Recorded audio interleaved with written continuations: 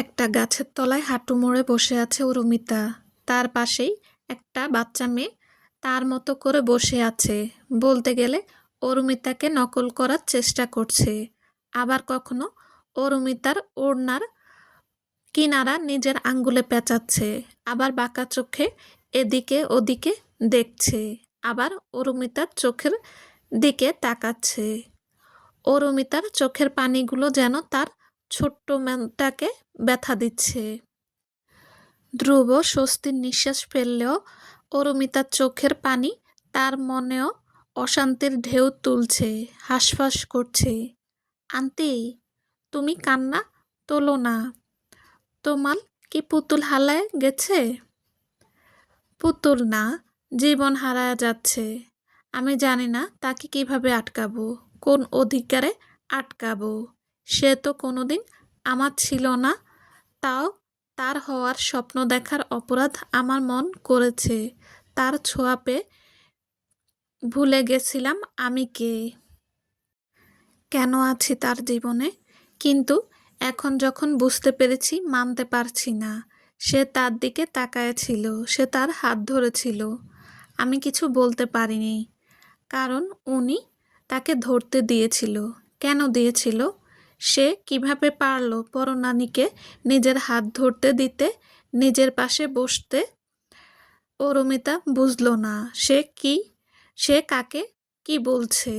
সে বুঝল না। ওই 3 বছরের বাচ্চাটা কিছুই বুঝতে পারছে না তার কথা।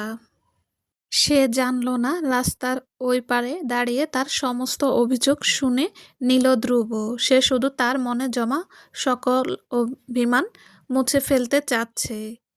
এই কষ্ট, এই সব কিছু থেকে দূরে যেতে চাচ্ছে। সে মানতে পারছে না ধ্রুবের চোখের সে ভাষা, সে মানতে পারছে না ধ্রুবের স্বাভাবিক ব্যবহার। আন্টি, তুমি ব্যথা পাইছো? কে ব্যথা দিছে আমালে বলো। আমার পাপা কে বলে তাকে দিসুম দিসুম করে মাল দেব। আন্টি, তুমি ব্যথা পেয়েছো? কে ব্যথা দিয়েছে আমাকে বলো। আমার পাপাকে বলে তাকে ডিসুম ডিসুম করে মার দেব।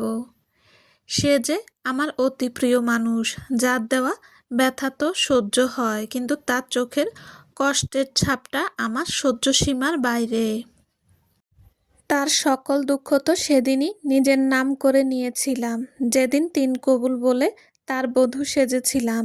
আমার কষ্ট সেখানে না, তার প্রাক্তন ফিরে এসেছে, আমার কষ্ট ওখানে। সে নিজে আমাকে বাধ্য করেছিল ভালোবাসতে, আমাকে কাছে টানতে চেয়েছিল সে। এখন আমার এই অবস্থা, আমি কাকে দোষ দেব?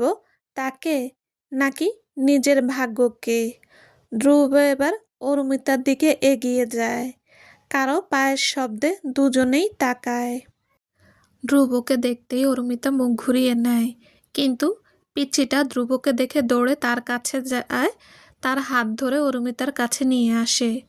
আঙ্কেল দেখো, আন্টি ব্যথা পেয়েছে, পা দিয়ে রক্ত বের হচ্ছে, তুমি কিন্তু কলো। আঙ্কেল দেখো, আন্টি ব্যথা পেয়েছে, পা দিয়ে রক্ত বের হচ্ছে, তুমি কিছু করো। পিচ্চির কথায় ধ্রুব অরুমিতার পায়ের দিকে তাকায়, সাথে সাথে তার রুহ কেঁপে ওঠে। অনেক বড় একটা কাচ তার মসৃণ পায়ে গেঁথে আছে, আর তা বয়েই রক্ত পড়ছে। ইয়া আল্লাহ, এটা কি অবস্থা? তুমি তো জুতা পরেই বের হয়েছিলে, পায়ের এই অবস্থা কি করে হলো? আর বের করনি কেন? কি জন্য একা চলে আসলা স্টুপিড? রেগে আপনার প্রাক্তনের ঘেঁষাঘেঁষি দেখতে ইচ্ছে করছিল না। নিজের স্বামী তার স্ত্রীকে ফেলে রেখে অন্য মেয়ের সাথে এক টেবিলে বসে খাচ্ছে, সে ব্যথার সামনে এই ব্যথা সামান্য বই কিছু না। তুমি জানো সব কিছু। অরুমিতা দীর্ঘশ্বাস ফেলে। কি জানি আমি? বলেন কি জানি? যে মেয়ে তাকে সে সময় তাকে ছেড়ে গিয়েছিল যখন তাকে সবচেয়ে বেশি প্রয়োজন ছিল, সে মেয়ের জন্য, যে মেয়ে তাকে সে সময় সাপোর্ট করেছে যখন তার পাশে কেউ ছিল না, তাকে ফেলে দিয়ে সে কি করছে? দেখো, তুমি ভুল বুঝছো। সব সময় তো ভুলই বুঝে আসছি, কিন্তু কি করতে পারি আর? বলতে পারেন কি আর করার আছে আমার? যাই হোক, এনজয় ইউর প্রাক্তন। যান এখান থেকে, চলো। যাব না আমি কোথাও, জেদ করো না চিল্লিয়ে। যাব না বললাম না, দ্বিগুণ জোরে চিল্লিয়ে। ধ্রুব বুঝলো রাগ করে লাভ নেই, অরুমিতার সাথে রাগ করলে সে আরো দ্বিগুণ তেড়ামো করবে। বউ দেখো, রক্ত পড়ছে না, চলো আগে ব্যান্ডেজ করিয়ে ফেলি, তারপর তুমি যা বলবা তাই হবে। না, আমি যাব না, যাব না, যাব না, প্লিজ বউ, কিউট ফেস করে। কিন্তু এই পিচ্চি, পিচ্চির দিকে ইশারা করে। পিচ্চি এতক্ষণ চুপচাপ গালে হাত দিয়ে দুজনার ঝগড়া দেখছিল। হঠাৎ করে দুজনার দৃষ্টি নিজের দিকে দেখে কিছুটা নড়ে চড়ে বসে। ধ্রুব এবার তার পাশে যেয়ে বসে। তোমার নাম কি বাবু? আদিয়া ইরিন মির্জা। বাহ, সুন্দর নাম তো। কিন্তু তোমার বাবা মা কোথায় বাবুনি? মাম্মাম জানি না, আমাকে পার্কে বসায় রেখে কই যে ন চলে গেল। আমি হাঁটতে হাঁটতে দেখি এই আন্টিটা বসে আছে, তাই তার পাশে এসে বসে পড়ি। আর ড্যাড তো তার কিছু কাজে অফিসে আছে। নাম্বার আছে কারো? আদিয়া নিজের ব্যাগ থেকে একটা নোটপ্যাড বের করে ধ্রুবের হাতে ধরিয়ে দেয়। সেখান থেকে ধ্রুব আদিয়ার আব্বুর নাম্বারে ফোন দেয়। হ্যালো, আসসালামু আলাইকুম। আপনি কি আদিয়ার ড্যাড বলছেন? ইয়েস। আপনি কে? আমি ধ্রুব চৌধুরী। আপনার কাছে আমার নাম্বার বা আমার মেয়ের নাম জানলেন কি করে? আপনার মেয়ে আমাদের কাছেই। তার মাম্মি নাকি তাকে পার্কে বসায় কোথায় চলে গেছে, সেজন্য আপনাকে কল দেওয়া। আপনি যদি আপনার মেয়েকে নিয়ে যেতেন। কি বলছেন? আমি এক্ষুনি আসছি। আপনি প্লিজ একটু কষ্ট করে আমার মেয়েটাকে রাখেন। কোনো ব্যাপার না, এই ঠিকানায় চলে এসান। ঠিক আছে, তোমার ড্যাডকে জানায় দিয়েছি। এবার আমার সাথে যাবে তুমি? হুম, আমি যাব আন্টির সাথে। ঠিক আছে, চলো। অরুমিতা আর আদিয়া দুজনেই উঠতে নিলেই পড়ে যায়।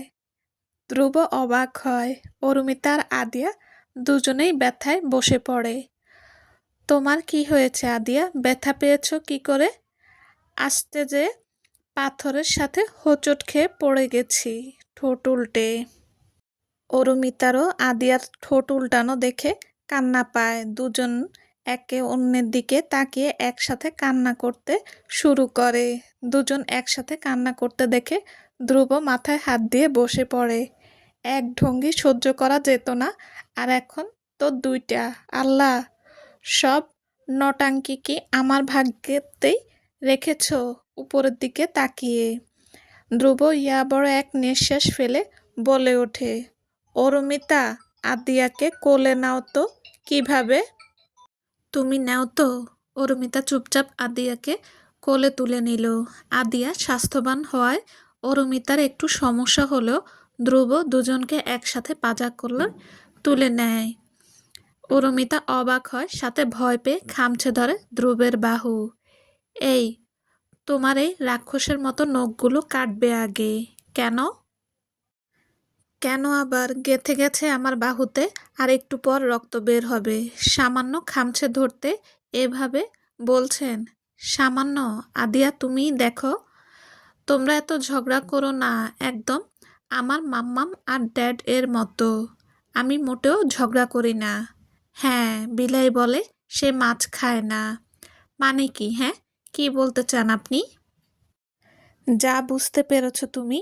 অবশ্য তোমার কাছে তো ব্রেনই নাই, বুঝবা কি?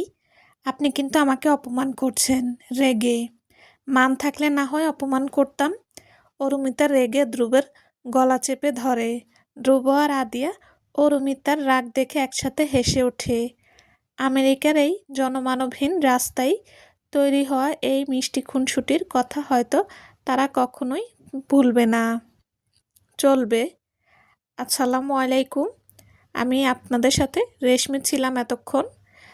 যে যদি আমার গল্পটা ভালো লেগে থাকে, প্লিজ একটা লাইক কমেন্ট করে জানাবেন। আর আমার সাথে থাকার জন্য ধন্যবাদ।